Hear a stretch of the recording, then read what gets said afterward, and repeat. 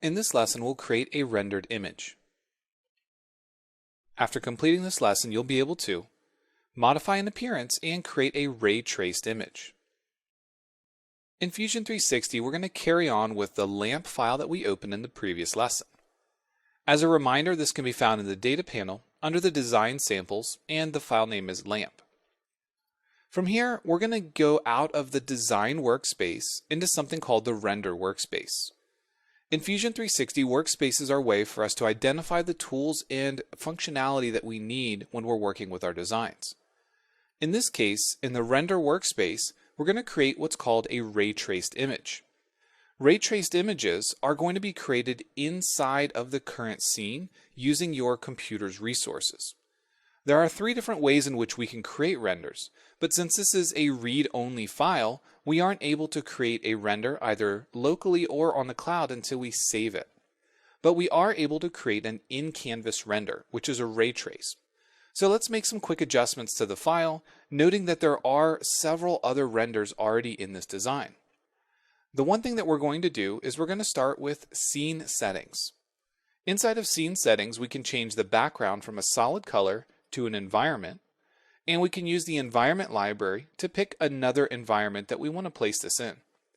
Notice that there are several that have an icon to the right of them that allow us to download that environment. What I'm going to do is I'm going to download the photo booth. So I'm going to click on the download arrow, and once the photo booth is created, I can drag and drop it into my scene. Now we're working inside of the photo booth. I can close the scene settings, and then I can create my ray traced image. Ray tracing is something that happens inside of the scene by pressing this play button. This is going to go through each pixel and calculate the way in which light bounces off of our objects.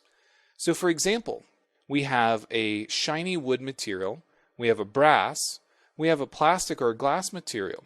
These are all things that have reflections. The longer we allow this ray trace to sit, the more iterations that will get completed and the better the image will look.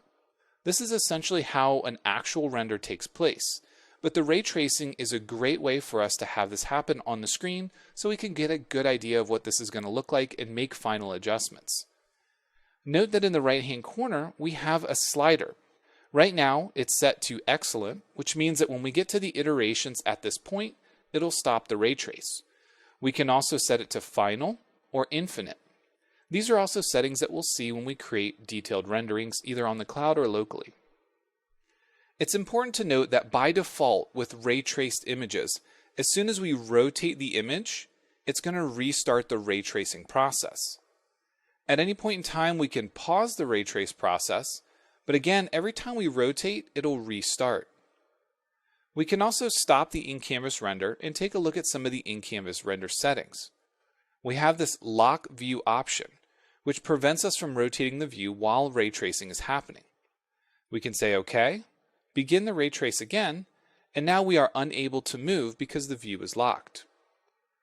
Once we're happy with the ray trace and we've allowed it to get to the number of iterations that we're happy with, we can pause the ray trace and we can use the option to capture that image.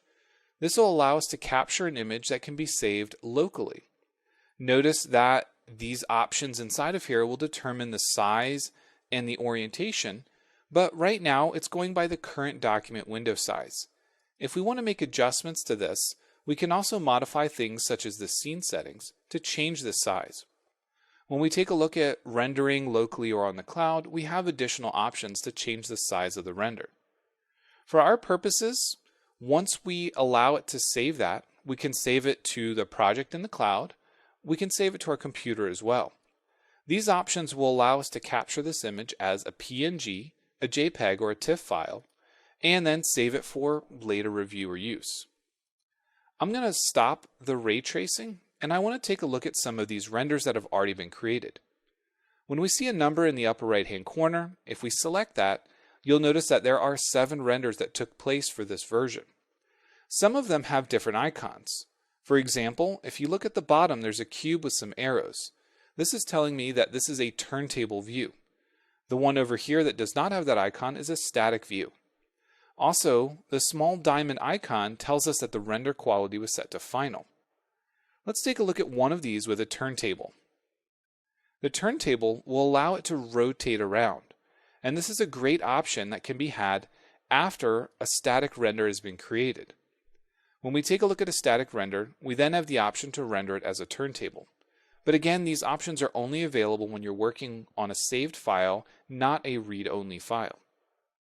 From here, feel free to take a look at all of the different renders that are in here and play around with making some adjustments.